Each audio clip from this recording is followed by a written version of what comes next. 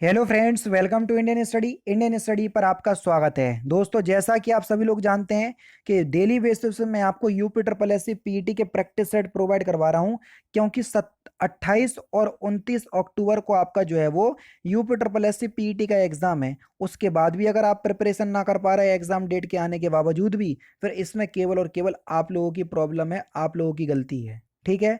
तो भैया मैं आप लोगों से बोलूंगा प्रॉपर तरीके से लग जाओ। अभी भी 50 दिन के आसपास आपके पास समय है, जिसमें आप बेहतरीन तैयारी कर सकते हैं और पीटी में अच्छे मार्क्स लेकर के आ सकते हैं।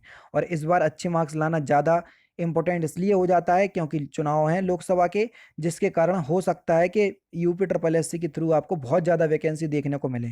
उसके बाद भी अगर आप नहीं समझ पा रहे बात को, तो फिर भैया आप अपनी फ्यूचर के खुद मालिक हैं। तो जैसा भी आपको ठीक लगे। फिलहाल टाइम को ना वेस्ट करके पहले क्वेश्चन की तरफ चलेंगे। साइमन कमीशन को कब भारत भेजा गया? सिंपल क्वेश्चन है, जल्दी से बताओ। तो साइमन कमीशन को भारत कब भेजा गया? 1928 में। दूसरा ऑप्शन यहाँ पर आपका बिल्कुल क्या हो जाएगा सर? करेक्ट हो जाएगा। इसको 1928 में भारत भेजा गया। इसका जबरदस्त विरोध हुआ था। क्यों हुआ था? क्योंकि इसमें एक भी भारतीय शामिल नहीं था, इसलिए इसे व्हाइट मैन कमीशन भी कहा जाता है। समझ रहे? दूसरा ऑप्शन करेक्ट हो जाएगा। बाबर ने लोदियों को फिलिंदा ब्लैंक्स के प्रथम युद्ध में हराया। तो सही आंसर क्या हो जाएगा सर? भैया बाबर ने लोदियों को पानीपत के प्रथम युद्ध में हराया। पहला ही ऑप्शन करेक्ट। और यही एक युद्ध था जिसने भारत में फिर मुगल सत्ता की जो है वो स्थापना की थी। समझ रहे? क्योंकि इब्राहिम लोदी एक ऐसा शासक था पूरी दिल्ली सल्तनत का, जो कि युद्ध में जो है वो मारा गया था। समझ रहे? तो बस पहला ही ऑप्शन यहाँ पर आपका बिल्कुल क्या हो जाएगा सर? करेक्ट हो जाएगा। नेक्स्ट क्वेश्चन, नागार्जुन कौन थे? जल्दी से बताओ।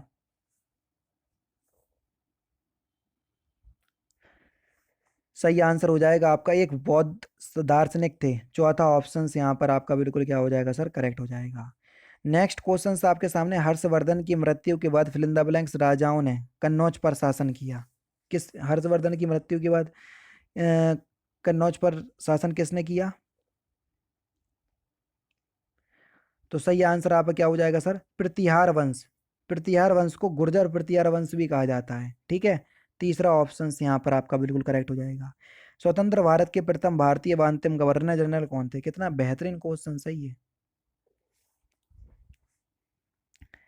तो सही आंसर आपका क्या हो जाएगा? चक्रवर्ती राजगोपालाचार्य। पहला ही ऑप्शन यहाँ पर आपका बिल्कुल क्या हो जाएगा सर? करेक्ट हो जाएगा। इन्हें राजा जी भी कहा जाता है। ठीक है।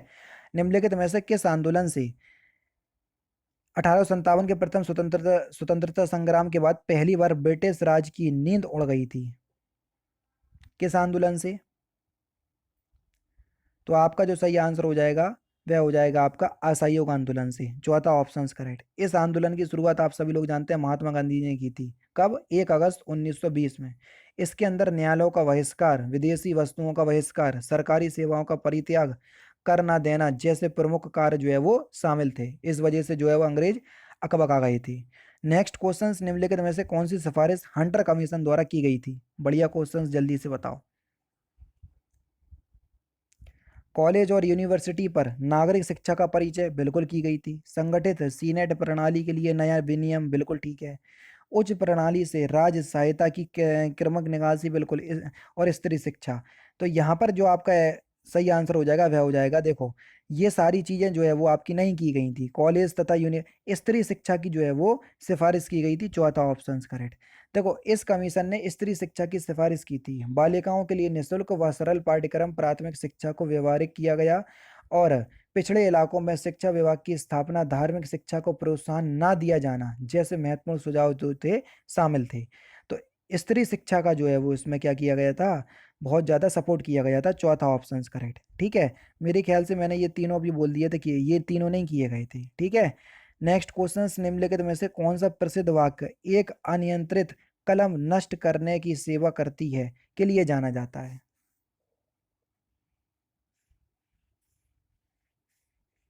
तो सही आंसर हो जाएगा, वह वाक्य जो है वो महात्मा गांधी जी का है। तीसरा ऑप्शन करेक्ट। वर्ष 1930 तक कांग्रेस ने हिंदुस्तानी को राष्ट्रभाषा के रूप में स्वीकार कर लिया था। हिंदुस्तानी फिलिंदा ब्लैंक्स का मिश्रण है। हिंदी और उर्दू। दूसरा ऑप्शन करेक्ट हो जाएगा। Home rule league fill in the blanks द्वारा शुरू की गई। होम रूल लीग की स्थापना 1916 में किसने की थी? एनी बेसेंट ने। चौथा ऑप्शन करेक्ट। पीवीसी किसके निर्माण में प्रयोग किया जाता है? बढ़िया क्वेश्चंस, जल्दी से बताओ। पीवीसी यानी कि पॉलीविनाइल क्लोराइड, ये एक अक्रिस्टलीय पदार्थ है। इसका प्रयोग प्लास्टिक के पाइप बनाने के लिए किया जाता है। चौथा ऑप्शन करेक्ट हो जाएगा। निम्नलिखित में से किस नदी का उद्गम अरावली की पहाड़ियों में नहीं है? जल्दी से बताओ। तो आपका जो सही आंसर हो जाएगा वह क्या हो जाएगा सर? चिनाव नदी। चिनाव नदी जो है जम्मू कश्मीर तथा पंजाब में प्रवाहित होती है। ठीक है, तो चौथा ऑप्शन यहाँ पर आपका बिल्कुल करेक्ट हो जाएगा। नीचे कुछ ताजे पानी के जल निकाय दिए गए हैं। इन्हें अधिकतम से न्यूनतम जल की मात्रा में व्यवस्थित कीजिए और सही कोड जो है वो चिन्हित कीजिए 13 में।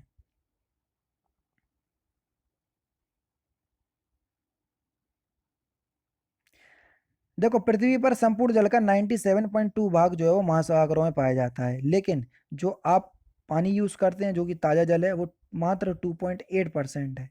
ठीक है, इसमें सर्वाधिक ताजा जल जो है वो 2.15% हिमनद या हिमटोपी, जिसको हम आइस कैप कहते हैं, उससे प्राप्त होता है। उसके बाद अंत में जो होता है वो होता है आपका कौन सा? भौम्य जल, फिर होता है आपका नदी का जल। तो बस पहला ऑप्शन यहाँ पर आपका बिल्कुल करेक्ट हो जाएगा। ठीक है, अब तुम लोग कह रहे थे ना कि सरल सरल क्वेश्चंस, तो जो लोग कमेंट कर रहे थे तो भैया इन सारे क्वेश्चंस का आंसर दोगे तो समझ में आएगा तुम्हें। ये मॉडरेट लेवल के प्रैक्टिस सेट लेकर के आया हूँ।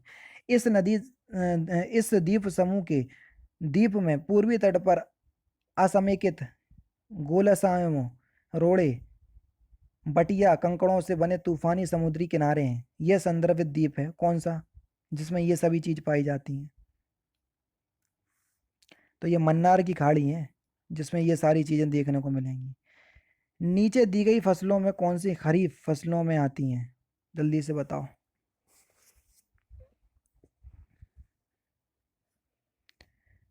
तो आपका जो सही आंसर हो जाएगा वह क्या हो जाएगा सर? जल्दी से बताओ। धान और मक्का। पहला ही ऑप्शन यहाँ पर आपका बिल्कुल क्या हो जाएगा सर? करेक्ट हो जाएगा। खरीफ की फसल जो है वो वर्षा पर आधारित फसल होती है, जो जून जुलाई में बोई जाती है और अक्टूबर नवंबर में काट ली जाती है। समझ रहे? तो यहाँ पर आपका पहला ऑप्शन करेक्ट हो जाएगा। ठीक है, धान हो गया, मक्का हो गया, गन्ना हो गया, ज्वार हो गया, बाजरा हो गया, कपास हो गया, ये सभी खरीफ की फसलें हैं।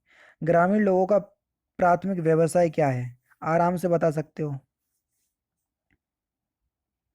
कृषि है भैया। चौथा ऑप्शन करेक्ट। सीडीपी का मुख्य लक्ष्य क्या है? सीडीपी यानी कि कम्युनिटी कम्युनिटी डेवलपमेंट प्रोग्राम। ग्रामीण समुदाय का चहुमुखी विकास एवं कल्याण प्रोग्राम, बिल्कुल ठीक है। ग्रामीणों को आत्मनिर्भर तथा गतिशील बनाने के लिए, बिल्कुल ठीक है। एक और कृषि के आधुनिकीकरण और दूसरी ओर कुटीर उद्योग के विकास के लिए, उपरोक्त सभी सही आंसर हो जाएगा। चौथा ऑप्शन करेक्ट। पहली कृषि संगणना कब हुई थी? जल्दी से बताओ। Question number 18। तो कब हुई थी? ये हुई थी आपकी 1970 से 71 के बीच। पहला ऑप्शन करेक्ट हो जाएगा। रानी की वाव जो 100 रुपए के नोट पर जो है वो छपी है, यह किस राज्य में स्थित है? बढ़िया क्वेश्चन से, जल्दी से बताओ। गुजरात में स्थित है ये। तीसरा ऑप्शन करेक्ट। एकीकृत जीएसटी किसके द्वारा संग्रहित होता है? GST goods and services tax, जो कि केंद्र सरकार के द्वारा जो है वो संग्रहित होता है। दूसरा option correct. Next questions, Bharat के उपराष्ट्रपति के पद पर लगातार 2 बार तक कौन रहा? बढ़िया क्वेश्चन है, जल्दी से बताओ। Doctor S Radhakrishnan. पहला ऑप्शन करेक्ट। भारत के संविधान में कितने मूलभूत कर्तव्य हैं?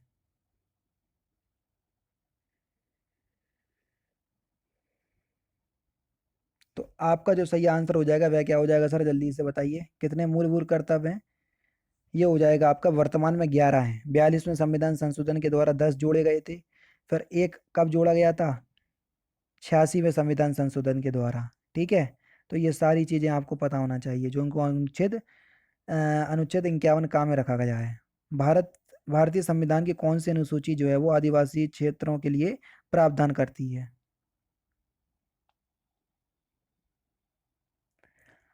अनुसूची 5 और 6 है ना। तो चौथा ऑप्शन करेक्ट हो जाएगा। संविधान का वह अनुच्छेद जो जम्मू कश्मीर को विशेष राज्य का दर्जा देता था, यानी कि देता था, जो कि अब समाप्त कर दिया गया है, तो कौन सा था?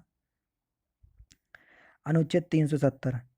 लास्ट क्वेश्चंस के निम्नलिखित में से कौन संविधान सभा के सदस्य थे? तो इस क्वेश्चंस का आंसर जो है वो आप मुझे कमेंट बॉक्स में बताएंगे। ये थे आपके इंपॉर्टेंट क्वेश्चंस जो कि आपके आने वाले exam UP triple S C PT के लिए बेहद इंपॉर्टेंट है। वीडियो अगर आपको अच्छी लगे तो प्लीज़ दोस्तों वीडियो को लाइक और शेयर जरूर कर दीजिएगा। बाकी यार फिर मिलते हैं नेक्स्ट क्लास में, नेक्स्ट सेशन में। जय हिंद, जय भारत।